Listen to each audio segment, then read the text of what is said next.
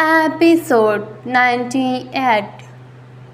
अब तक हमने देखा अदिति देव और निशा को एक साथ भेज देती हैं और खुद ड्राइवर के साथ घर के लिए निकल जाती है। वहीं निशा देव को उदास देखकर उससे बात करने लगती है ताकि उसका मूड अच्छा हो। वहीं देव उसे ऐसा करते देख कहता है कि उसे ये सब करने की ज़रूरत नहीं है, वह अब ठीक है। अब आगे निशा देव की बात सुनकर एकटक उसे देखने लगती है। पहले तो उसे समझ नहीं आता कि देव ऐसा क्यों कह रहे हैं, लेकिन वह जल्द ही देव के ऐसा कहने की वजह समझ जाती है, जिस पर वह देव से नकली गुस्सा दिखाते हुए कहता है, अच्छा तो अब तुमने कोई दूसरी ढूंढ ली है फिक्र करने वाली, तभी ऐसा बोल रहे हो। सही है, अब तुम्हें क्यों फिक्र करना, अच्छा लगेगा मेरा। कहते हुए निशा ने अपना चेहरा गुस्से में उसे घूरते हुए दूसरी तरफ कर लिया।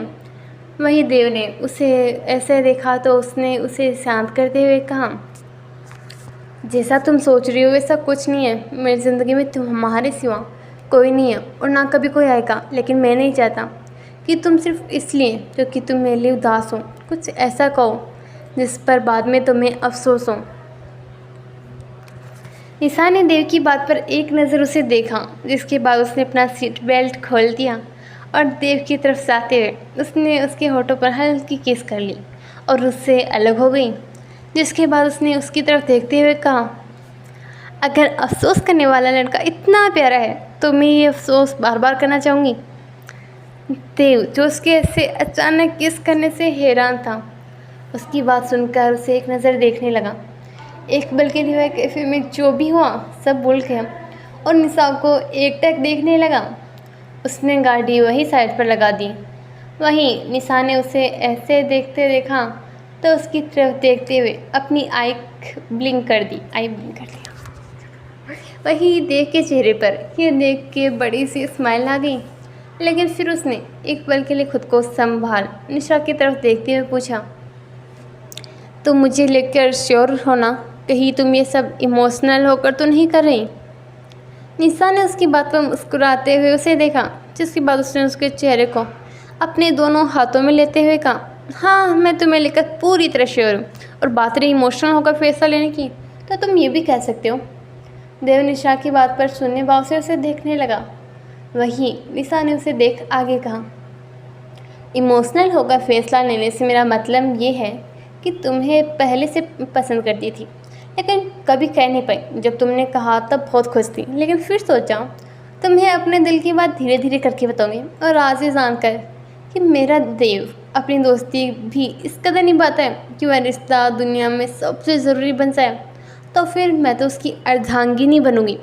वह मुझसे किस कदर मोहब्बत करेगा, यह सोचकर मेरा इरादा अब और पक्का हो गया। इसलिए तुमसे आज कह रही हूँ कि मैं तुमसे बेहद प्यार करती हूँ, बेहद। निशा की बात सुनकर देव की आंखें नम हो जाती हैं और उसकी खुशी का तो मानो ठिकाना ही ना हो। वह जल्दी से निशा को गले लगा लेता है। वहीं निशा भी उसे कसकर गले लगा लेती हैं। काफ़ी देर तक दोनों एक दूसरे को ऐसे ही गले लगाए रहते हैं, जिसके बाद दोनों अलग होते हैं। देव निशा के चेहरे को अपने हाथों में भरकर कहता है, अब मुझसे कभी दूर मत जाना, हमेशा अपने देव की ही बनकर रहना, क्योंकि मैं अब तुमसे दूरी नहीं सह पाऊँगा। देव की बात सुनकर निशा भी उसकी तरफ देखकर कहते हैं, मैं भी अब तुमसे दूर नहीं रहना चाहती हूँ, एक पल भी नहीं।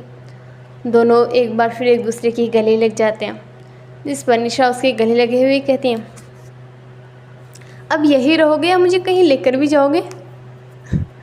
निशा की बात सुनकर देव मुस्कुराते हुए कहते हैं, आज जहाँ तुम कहो हम वही चलेंगे। देव की बात सुनकर निशा के चेहरे की मुस्कुराहट खिल जाती है और वह उसकी तरफ देखकर कहती है, अच्छा तो चलो फिर आज का तुम्हारा पूरा दिन मेरा हुआ। निशा की बात सुनकर देव उसकी तरफ देखकर कहता है, अब तो मेरी पूरी ज़िंदगी तुम्हारी है, तुम तो एक दिन की बात कर रही हो। निशा इस पर शर्मा कर अपनी नज़रें झुका लेती हैं। वहीं देव उसे देख हल्का मुस्कुराते हुए उससे कहता है, बताओ फिर कहाँ जाओगी। जिस पर निशा उससे कहती है, जहाँ तुम ले चलो। जिस पर देव उसका हाथ अपने हाथ में लेते हुए कहता है, अच्छा चलो फिर। यह कहकर वह दोनों ओर निकल जाते हैं अपने आज के दिल को स्पेशल बनाने। आखिर हो भी क्यों ना, आज दोनों को अपनी मोहब्बत जो मिल गई है। वहीं दूसरी तरफ अदिति कार से उतरकर सीधे विला की तरफ जाने लगती है। रास्ते भर वह इसी खामोश से तरह खामोश थी। उसके दिल और दिमाग में एक अजीब सी जंग छिड़ी हुई थी। हज़ारों बातें थीं जो उस वक्त उसके दिल में चल रही थी, और इसी सोच में वह घूम विला की तरफ बढ़ जाती है और अंदर जाने लगती है। वह अपने रूम की तरफ जाने लगती है। वह उस तरफ जा ही रही थी कि तभी स्टडी रूम के पास आकर उसके कदम रुक जाते हैं। वह डोर को हल्का खोलकर देखती है। वह देखती कि प्रेम अपने हाथ में पकड़ी एक तस्वीर को बहुत ध्यान से देख रहा था। अदिति उस तस्वीर को पहचान गई थी, क्योंकि उसने वह तस्वीर पहले भी कई बार स्टडी रूम में देखी थी। वह तस्वीर प्रेम, विवेक और शालिनी की है। उस तस्वीर में एक साइड में विवेक तो दूसरी साइड में शालिनी खड़ी थी प्रेम की।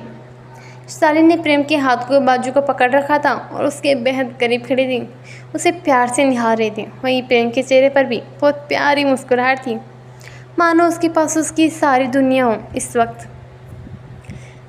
अदिति ने एक नज़र प्रेम की तरफ देखा, जिसके बाद जो उसकी तरफ पीठ खड़े था, जिसके बाद उस तस्वीर को फिर से देखा, जिस पर उसकी आंखों से आंसू का एक कतरा बह निकला और वह रूम को वापस बंद करके अपने रूम की तरफ बढ़ गई।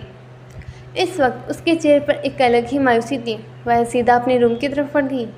रूम में आते ही उसकी आंखों से आंसू बहने लगे। अब वह चाहकर भी अपने आंसू नहीं रोक पा रही थी। वह बस अब रोना चाहती थी, सिर्फ रोना, और अब वह खुद को शांत नहीं कर पा रही थी। अंत में वह वही फर्श पर घुटनों के बल बैठकर फूट फूट कर रोने लगी।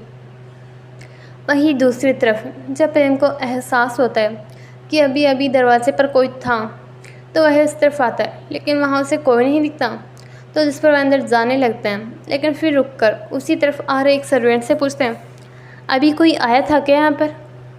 जिस पर सर्वेंट उसकी बात सुनकर कहता है, सर मुझे नहीं पता, लेकिन शायद मैम आई होगी।